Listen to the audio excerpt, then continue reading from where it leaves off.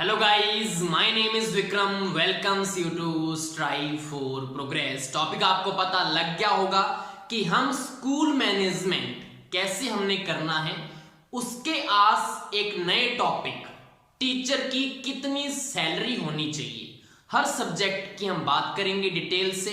चलिए स्टार्ट करते हैं।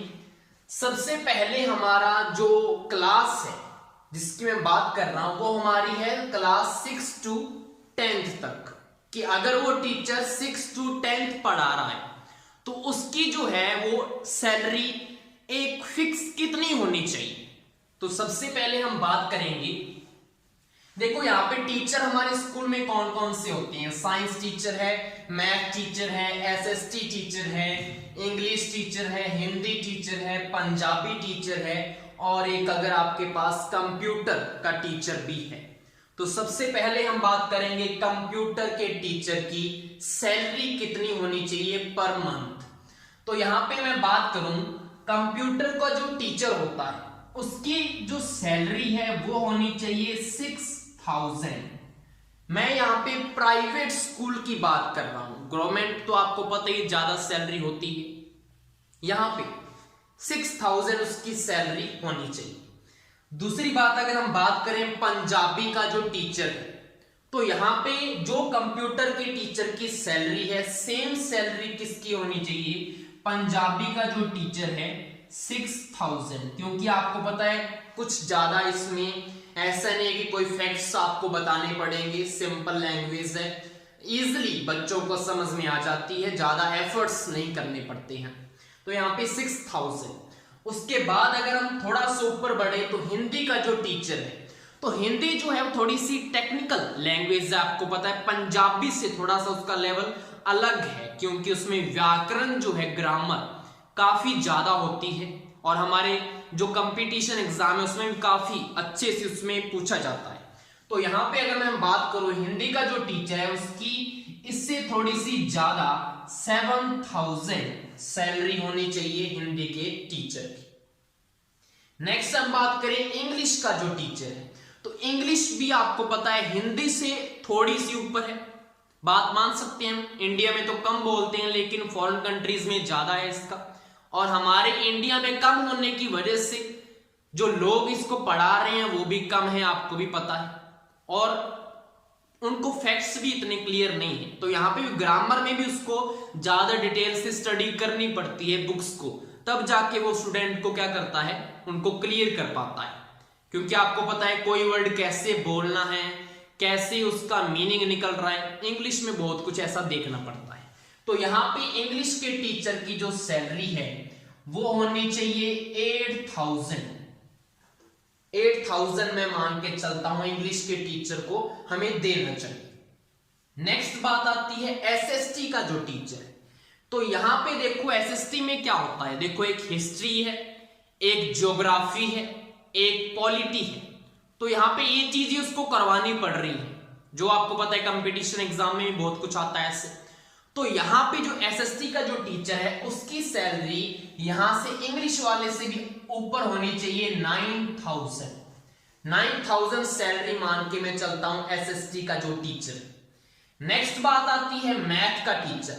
जो मैथ का टीचर है उसको काफी डिफिकल्टी होती है क्योंकि बच्चे हमेशा मैथ को क्या मानते हैं कि ये बहुत ही टफ है और बार बार वो उसमें मिस्टेक्स करते हैं। टीचर को बार बार उनको प्रैक्टिस करवानी पड़ती है, एक ही क्वेश्चन को बार बार उसको समझाना पड़ता है, तब जाके उसके माइंड में जाता है बच्चे के। तो यहां पे जो मैथ का टीचर है उसकी सैलरी इससे भी ज्यादा 10,000 में सैलरी मान के चलता हूं मैथ के टीचर को देनी चाहिए जो 6 to 10th पढ़ा रहा है। नेक्स्ट हम बात करते हैं साइंस का जो टीचर है, तो साइंस में भी आपको पता है एक फिजिक्स आता है, एक केमिस्ट्री आता है, एक बायोलॉजी आता है, साथ में इनको लैब में भी कुछ प्रैक्टिकल्स करवाने पड़ते हैं। और इनके जो साइंस सब्जेक्ट है इनमें फैक्ट्स वाली बातें होती हैं, एक एक लाइन में कुछ ना कुछ फैक्ट निकलेगा। बच्चे पूछते हैं सर ऐसा क्यों हुआ, तो उनको ज्यादा स्टडी करनी पड़ती है बुक्स की।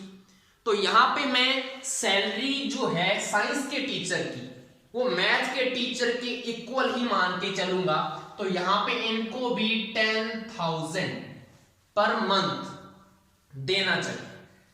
अब यहां पे जो मैंने ये सैलरी बताई है, अगर हमारा जो स्कूल है, जो आपका जो स्कूल है, अगर उसमें बच्चों की स्ट्रेंथ कितनी है, 500 जो बच्चे हैं, मैंने उनके अकॉर्डिंग ये सैलरी बताई है।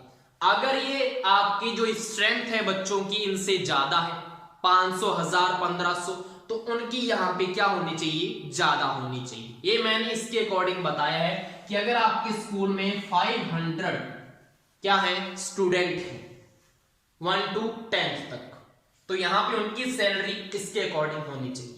उसके बाद अगर हम बात करें इंक्रीमेंट कितना होना चाहिए पर ईयर, हर टीचर की सैलरी में आपको 1000 का इंक्रीमेंट जरूर करना चाहिए।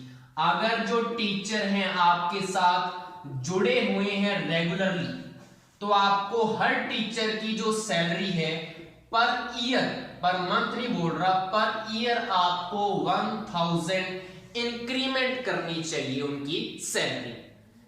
तो ये हमारा टॉपिक था।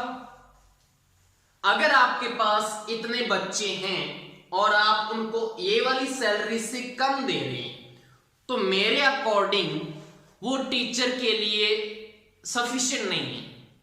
ठीक है, इतनी सैलरी तो उनकी होनी चाहिए, क्योंकि आपको भी पता है एनसीईआरटी बुक्स आ चुकी हैं, हमारा जो सिलेबस है थोड़ा उसका लेवल बढ़ रहा है। ठीक है, और महंगाई भी कितनी हो रही है, तो यहां पे टीचर की सैलरी इतनी तो आपको देनी ही चाहिए अगर आपको स्कूल को अच्छे से चलाना है। क्योंकि अगर एक टीचर आपके पास है, अच्छा टीचर अगर आपके पास है और उसकी सैलरी आप वहीं पे अटकाए हुए हैं, बढ़ा नहीं रहे या कम दे रहे हैं, तो वो आपको छोड़ के जाएगा ही, और क्या करेगा बेचारा। और अगर आपके पास वो टीचर है, 1 साल उसने लगा दिया, उसको सारी चीज समझ में आ जाती है स्कूल में कैसे मैनेजमेंट चल रही है, बच्चों का माइंड कैसे काम कर रहा है, कौन सा बच्चा वीक है, कौन सा बच्चा इंटेलिजेंट है, किस बच्चे को कैसे पढ़ाना है, किस बच्चे के साथ कैसे ट्रीट करना है, किस बच्चे को हमने ये चीज नहीं बोलनी नहीं तो वो फील कर लेगा, किस बच्चे के पेरेंट्स कैसे हैं, कैसे उनके पास जो है इकोनॉमिकल उनका स्टेटस कैसा है। ठीक है, टीचर को पता लग जाता है 1 साल में। तब आप क्या करते हैं, उस टीचर को हटा के थोड़ी कम सैलरी वाले टीचर को दोबारा लगा देते हैं।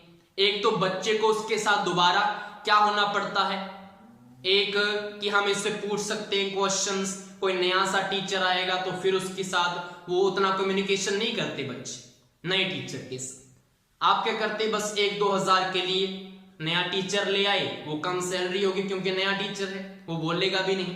तो ऐसे नहीं करना हमने। ठीक है, अगर आपने अपने स्कूल की ग्रोथ करवानी, बच्चों का जो है लाइफ बनानी है आपने, तो ये चीज को यहाँ पे लगाना है अपने स्कूल में। क्लियर? तो ये हमारा आज का टॉपिक था। आई होप सो आपको समझ में आ गया होगा। Thank you.